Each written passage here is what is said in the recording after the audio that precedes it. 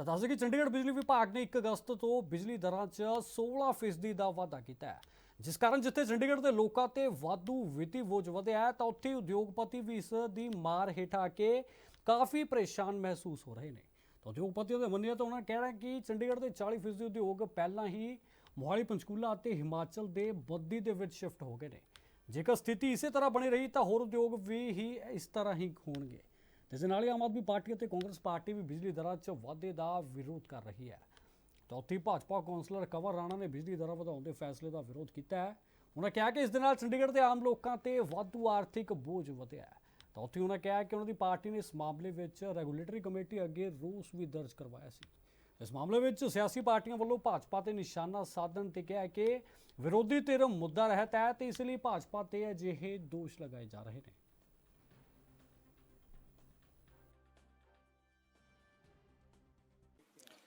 देखिए, रेट बढ़ने की कवायद जो है ना, वो 4 जून को शाम से शुरू हो गई थी, जब ये भाजपा यहाँ से इलेक्शन हारी है। 5 को इन्होंने 126 पेज की पिटीशन तैयार करवाई और 6 को दाखिल कर दी JERC में।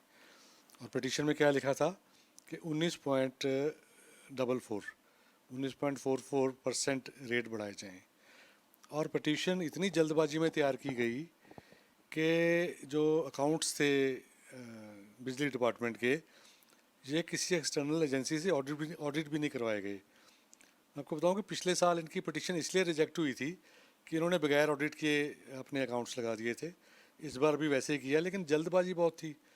इस बार भाजपा ने दबाव डाला और JERC ने बिना ऑडिट किए अकाउंट के बेस पे हमारे जो चंडीगढ़ वासियों के बिजली के रेट कई सालों बाद बढ़ा दिए। ये बड़ी ज़्यादती है चंडीगढ़ के लोगों पे। भाजपा का रोल इसमें बड़ा डूबियस है।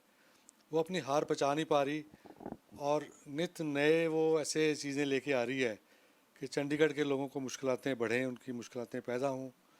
ये गलत बात है। उद्योगपति जो है वो भी काफ़ी इस जो फैसला आया है उससे काफ़ी ज़्यादा करा रहे हैं। और ये भी उद्योगपतियों का कहना है कि आगे ही 40% जो इंडस्ट्री है, उद्योग है चंडीगढ़ से, वो कोई मोहाली में चला गया, कोई पंचकुला में चला गया, कोई बद्दी शिफ्ट हो गया। तो अगर इसी तरह से रेट बढ़ते रहे, उनका काम करना भी यहाँ पर जो है मुश्किल हो जाएगा। और एम्प्लॉयमेंट, गवर्नमेंट कह रही है एम्प्लॉयमेंट, अगर इंडस्ट्री नहीं होगी तो एम्प्लॉयमेंट। देखिए, इंडस्ट्री के विषय में तो ये सरकार सोच नहीं रही है। मोदी सरकार ने अभी सुप्रीम कोर्ट में एक एफिडेविट दिया है कि हम लीज होल्ड कमर्शियल प्लॉट्स या इंडस्ट्रियल प्लॉट्स को फ्री होल्ड में नहीं बदलना चाहते। तो उससे बड़ी मुश्किलातें पैदा हो रही हैं। एक तो ये बड़ा कारण है जाने का। फिर जो महंगाई की मार है, इतनी भारी इन्फ्लेशन चल रही है देश में, और उसके ऊपर यह बिजली के रेट बढ़ा दिए हैं। तो चारों तरफ से मोदी सरकार चंडीगढ़ के निवासियों को मार डाल रही है। और आपकी बात ठीक है कि जो पहले से पलायन हो रहा था उद्योग का, वो बढ़ेगा और चंडीगढ़ के निवासियों को भी मुश्किलें और बढ़ेंगी ये बढ़ाने। देखिए, एक तो सबसे पहले तो हमने वादे किए थे कि एक तो 300 यूनिट बिजली मुफ्त देने का था उन परिवारों को जिनकी आमदन 2,40,000 सालाना से कम है।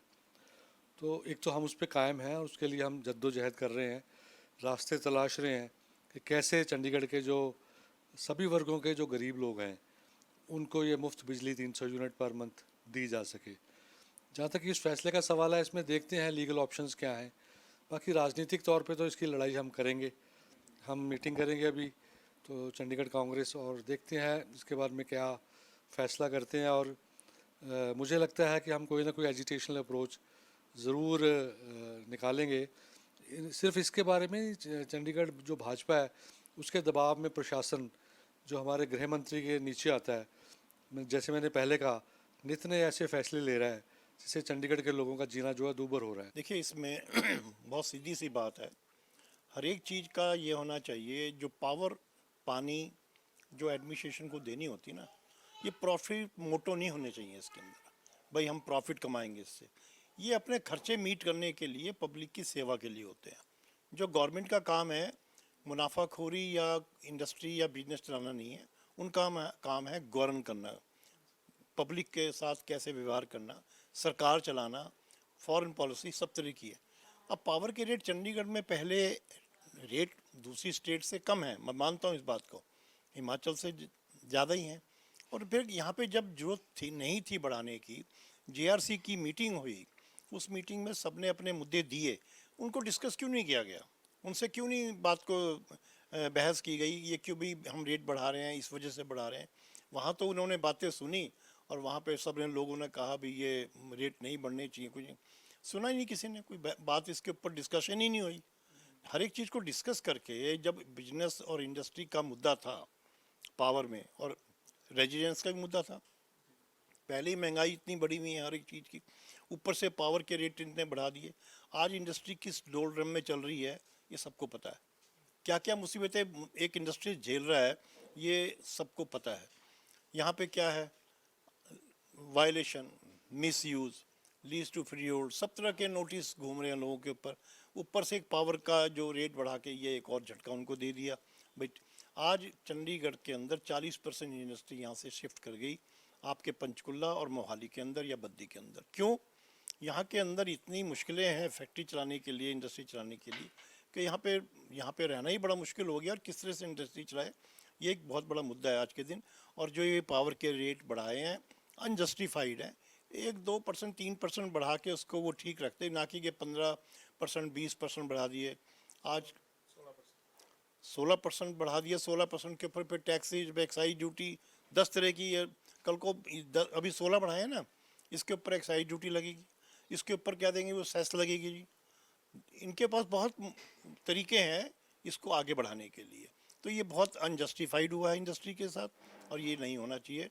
मैं तो यही कहूँगा कि ये वाकई में बहुत बड़ा झटका, जैसे करंट लगा दिया सारी पब्लिक को। मैं आज पेपर देख रहा था तो 13 से लेकर 16% तक की एवरेज जो है इंक्रीज हो रही है, जो कि बहुत ही ज़्यादा नाजायज़ है, गलत है।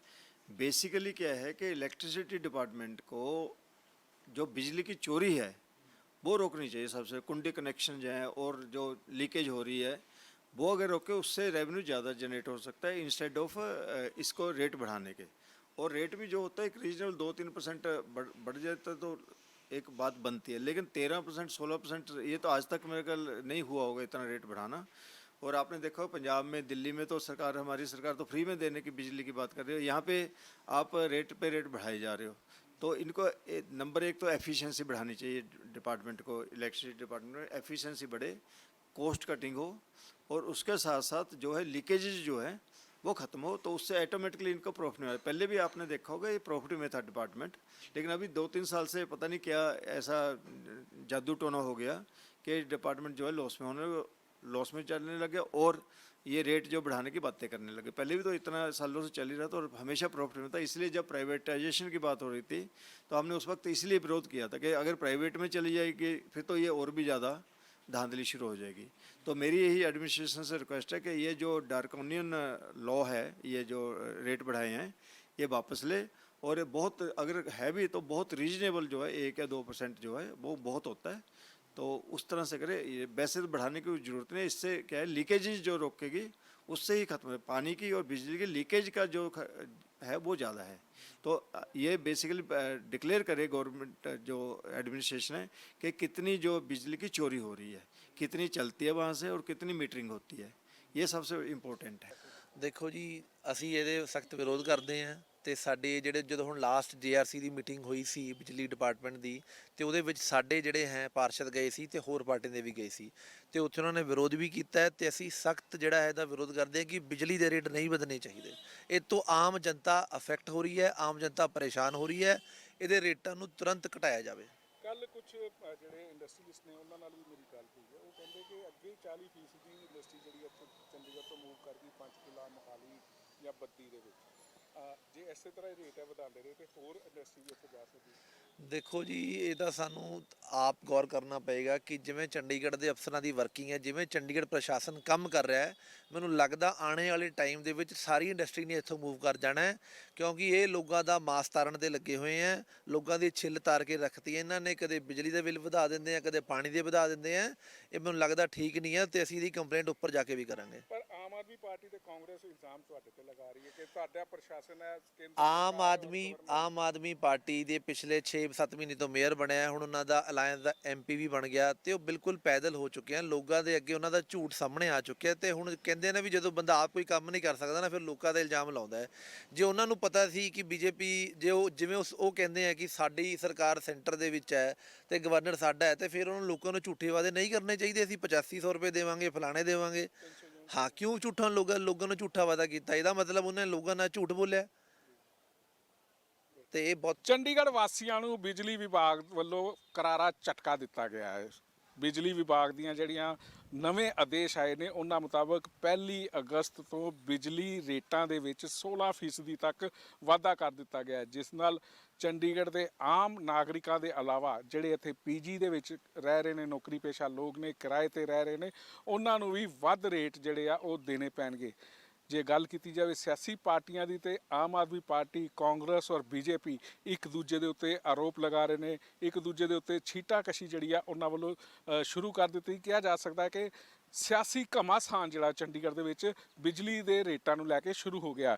ਦੂਸਰੇ ਪਾਸੇ ਜੇ ਗੱਲ ਕੀਤੀ ਜਾਵੇ ਤੇ ਜਿਹੜੇ ਉਦਯੋਗਪਤੀ ਨੇ, ਇੰਡਸਟਰੀਅਲਿਸਟ ਨੇ, ਉਹਨਾਂ ਦਾ ਕਹਿਣਾ ਹੈ ਕਿ ਇਸ ਤੋਂ ਪਹਿਲਾਂ ਵੀ ਚੰਡੀਗੜ੍ਹ ਤੋਂ 40% ਉਦਯੋਗ ਜਿਹੜੇ ਨੇ, ਇੰਡਸਟਰੀ ਜਿਹੜੀ ਆ ਉਹ ਪੰਚਕੂਲਾ, ਮੋਹਾਲੀ ਔਰ ਹਿਮਾਚਲ ਪ੍ਰਦੇਸ਼ ਦੇ ਬੱਦੀ ਦੇ ਵਿੱਚ ਸ਼ਿਫਟ ਹੋ ਚੁੱਕੀ ਹੈ। ਔਰ ਜੇ ਇਹੀ ਹਾਲ ਰਹੇ ਤੇ ਇੰਡਸਟਰੀਅਲਿਸਟ ਦਾ ਕਹਿਣਾ ਕਿ ਆਉਣ ਵਾਲੇ ਦਿਨਾਂ 'ਚ ਹੋਰ ਉਦਯੋਗ ਜਿਹੜੇ ਨੇ ਇੱਥੋਂ ਪਲਾਇਨ ਕਰ ਜਾਣਗੇ। कैमरामैन राकेश के नाल राजन गोसाई, ANB न्यूज़, चंडीगढ़। चंडीगढ़ वासियों को बिजली विभाग की ओर से करारा झटका दिया गया है। चंडीगढ़ वासियों को अब 16% अधिक बिजली